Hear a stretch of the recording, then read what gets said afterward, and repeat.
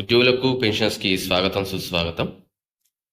ఇది వచ్చేసి మనకు నిన్నటి వార్త, అనగా నిన్న 6వ తారీఖు మార్చి 2025.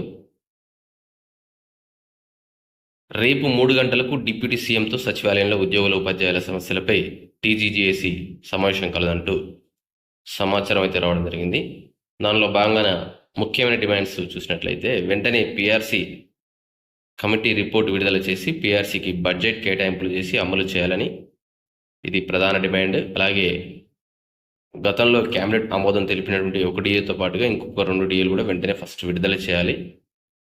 ఎన్నికల్లో ఇచ్చినటువంటి హామీ మేరకు సిపిఎస్ను రద్దు చేసి ఓపీఎస్ను అమలు చేయాలి. సమావేశంలో హామీ ఇవ్వని ఎడల ఉద్యమ కార్యాచరణ సిద్ధమంటూ ఇక్కడైతే మనకు ఒక న్యూస్ అయితే రావడం జరిగింది. మరి ఇది ఎంతవరకు వాస్తవం అనేది ఈరోజు సాయంత్రం వరకు అయితే తెలుస్తుంది. సో చూడాలి మరి. ఇది ఈరోజు వార్త. మొదటిసారిగా ఛానల్ చూసిన తప్పకుండా సబ్స్క్రైబ్ చేసుకోండి, లైక్ చేయండి, షేర్ చేయండి.